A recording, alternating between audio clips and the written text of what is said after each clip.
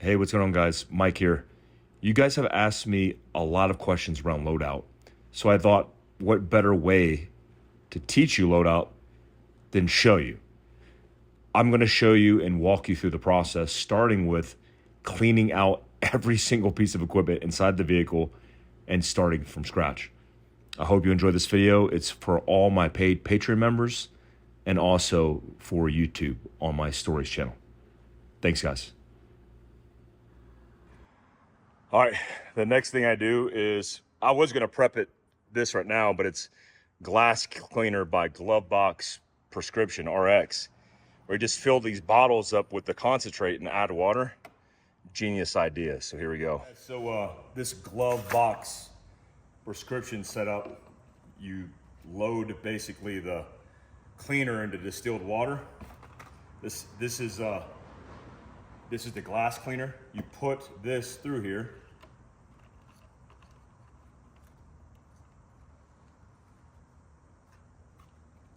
Screw it down, and then it magically dumps this in there. And then you shake it. This is really cool, man. I think I'm gonna use the tire and wheel cleaner as well. And the interior cleaner. Yeah. Well, bam. Really cool. All right, I'm gonna hit up all the windows and then get to the interior cleaning as well.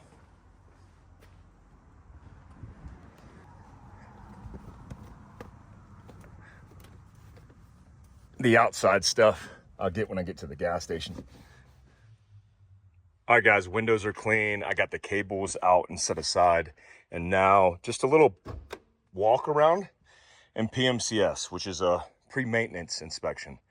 So what am I looking for? Well, the obvious, I'm looking for anything that's come loose, anything that could compromise me and my children's safety. This is frayed, but this is okay because it's articulated, so it's all right. I need to burn that off.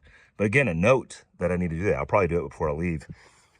Tire tread is good. The two front tires, which I rotate through, is a little worn down compared to the rear because the rear has a brand new set.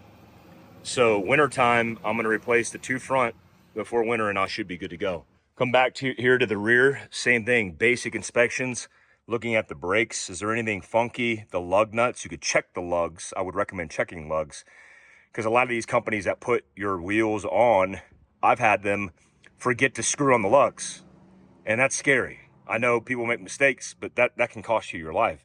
So make sure you check these lugs prior to you guys leaving. Rear pack springs, a little rusty. That's common here in Utah. It's all surface rust. Coming over here, looking at the camper. Is it tied down? Is it strapped down? I'm gonna check that as well. Got my bike carrier, which I'll be running a mountain bike. Yeah, looks good so far. Same deal. Tread, brand new. Come down here to the brakes. Caliper looks good. Rotor looks good. I'm probably gonna need a brake job here soon. That's what he said. Coming to here, again, checking the obvious. And then last wheel, always wanna check these wheel wells. Again, run down. Here, looks good. The brake lines look good. Rotor looks good. And then brakes look good. Again, this is not check the block. You're deliberately looking at every single aspect of this. As I come around, I'm gonna pop the hood. And a couple things. One, I got corrosion on the battery already. Again, like basic stuff. It's like, why would this be leaking? Well, the temperature changes and variations of hot and cold are gonna do that. Check the positive terminal. Looks good, it's not loose. Negative terminal's tight. Again, I'll get rid of that. I'm gonna check some major components. The first thing as a priority is going to be the brakes. Do I have brake fluid? And right here, you can see the line, it says max. So this hasn't been topped off. It's not at minimum, which is the lower line, but it's not topped off. It's about half full. So I'm gonna fix that right now. DOT4. I should have DOT4 here on the shelf. And some Prestone DOT4. I'll go with this.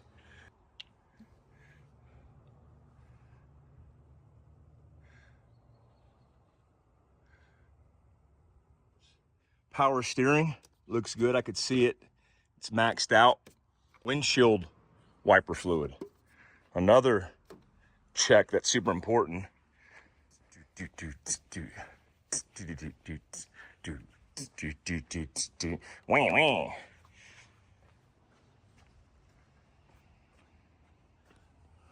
All right, so dual battery setup on this one. I've put a little of this liquid stuff to turn this rust into powder. And then I'm gonna check this. It's good. Check this terminal, it's good. Now, I guarantee you oh no, it looks good. They typically change the filters. They just changed my in-cabin air filter, which is important to check because that thing can get grimy. All right, so the radiator indicator right here is good. So it's maxed out. I also, if you own a diesel truck and you need to have this, just do it in advance. It's just easier to do it in advance. Also, don't breathe this stuff. Somebody told me this is bovine piss. I don't know if that's true. But when you open that gas, especially at elevation, don't be sucking on that. Don't be weird. All right, let me fill this up. I'm also gonna check tire pressures. I have an inboard tire pressure monitor, but I'm going to turn on the vehicle, get everything set, and then I'll walk you through what I do just pre-inspection prior to departing. Let's get this loaded first. Oh, be careful with that shovel, boy. Yeah, be careful. All right, I'm gonna get in here. Now I'm gonna start it up.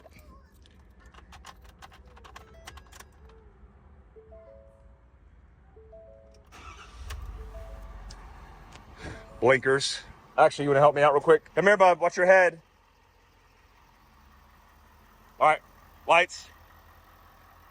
All right, good. Left signal. Right signal. High beams. Yep. All right. Come over here, buddy, on this side. Right signal.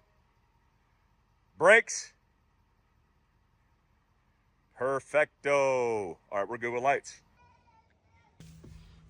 All right, one more test just to make sure everything's good. And it's not always necessary, but I like doing it because I grew up on Jeeps, and whenever you did anything with the coolant, you always did this. So I'm gonna start it up. I'm gonna turn on the heater to max. And then I am going to check my power steering, which it's good. And then I'm gonna pump my brakes because I just added fluid. Good, I got pressure. I can feel it, it's not bottoming to the floor. And then I'm gonna check.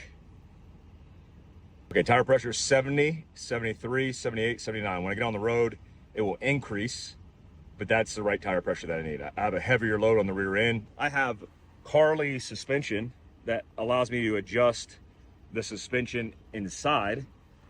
I have the Carly pin top setup with the arms. I need to get a sleeping bag. Method wheel, so different wheel setup, larger tires, a Bowen aluminum bed with a four-wheel camper setup. So way different because I've added a whole bunch of weight on the rear end from stock, okay? So that's pretty much it for just the checks. All right, so the next thing I'm gonna do is electronics. So I'm gonna get in here.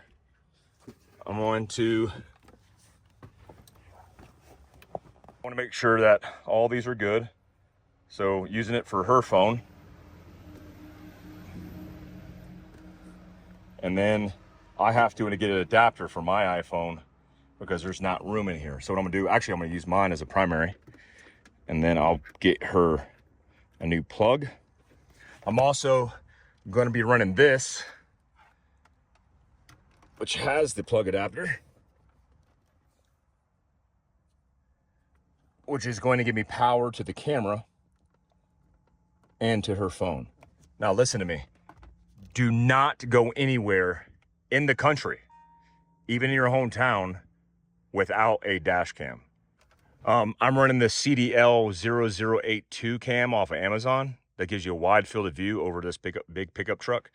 But I would not run anywhere in the country with everything going on in the world without a recording of what's happening. They question your speed, you get pulled over, there's an accident, somebody gets in front of you, puts on their brakes and tries to cause an accident for insurance claims, whatever it may be, don't be that guy. So typically my setup is nav.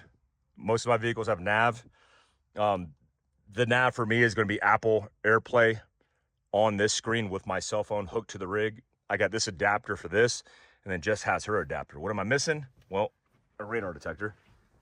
And just never been a big speeder, but I want to make sure, because I have big wheels and it's not adjusted, and I'm about 7 miles over what I see. And sometimes I'm not paying attention. And then I get in the vehicle and then I'm going 55 and I'm actually going 62, and that's enough to get you pulled over. And I like to go about 5 miles an hour. 5 miles an hour over, nothing crazy. There we go. Very different from my Porsche, so I gotta change this. And just so you guys, I'm using a United, and this model is the R3. I'm using the R3.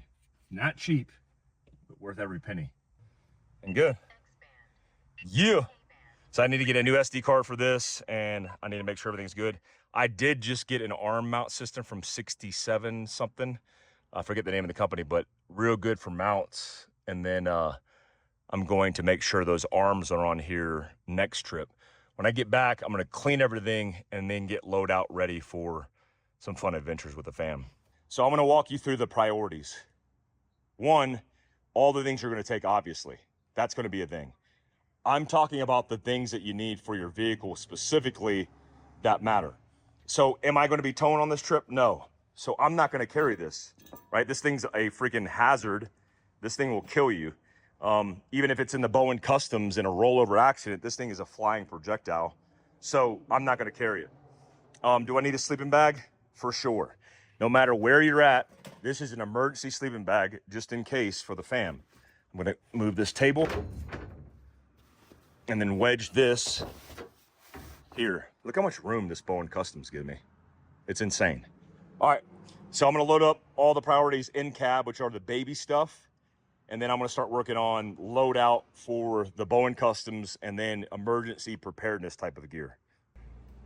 All right, guys, making progress. Got little things added in like hand cream, a tourniquet on my side. Got a first aid kit right here laid out. Let me show you on this side. Got the baby stuff in here, Pampers, sleeping bags, ladders.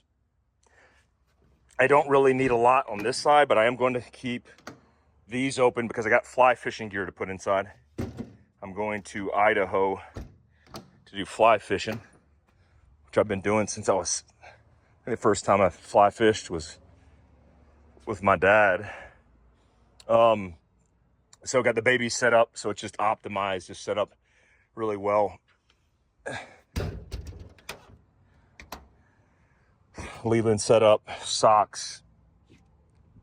And then key elements that I put in here. I got to put new batteries in this headlamp, but I got 2 headlamps, one for me, one for Jess.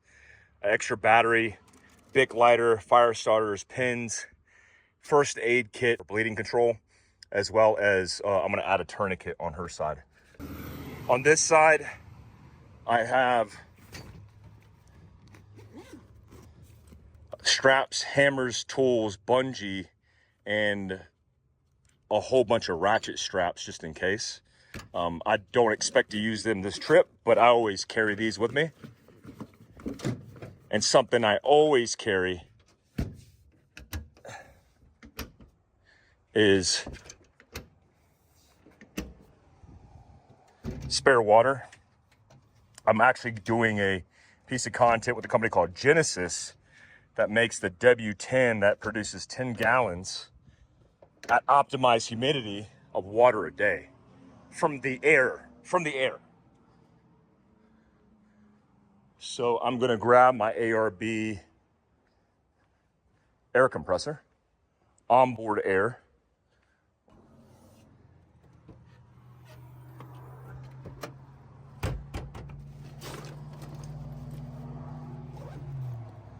All right, I'm gonna bring my Warren recovery kit.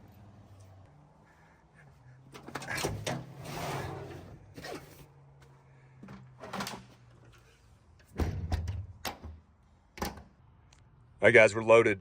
A lot of stuff. I bring books on the road just in case. I got my camera and a new cool bag. I got stuff for the trip. Speed balls loaded center, top center, so I have access to it. Baby stuff, shoes.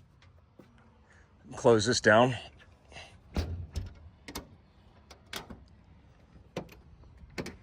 Hyperlight go bag. I mean, it's a Hyperlight bag with my go bag stuff. Mountain bike ready to go. I got poles, star bat. Got my chest rig for spotting, so I just got my binoculars in here. Also got this Hyperlight fanny pack, which I love. The Dynamo is awesome. Trying it out, but that's my EDC, so it's on person, and then I get everything else readily accessible. Cool. Time to hit the road. If you never heard of Starbat, this is the Starlink Mini tied into a battery system. It's a lithium system, so I just put it out on the ground and it radiates the transmission and receiving through here, and then allows me to have internet on the go, and then also charge all my electronic devices. So really good setup. Excited about that. Oh, if you guys want, I think I have a coupon code for this that saves you $100. I have to check. If I do, it's going to be linked down below in the description. This gives you 24 hours of battery life, and I don't travel anywhere without it.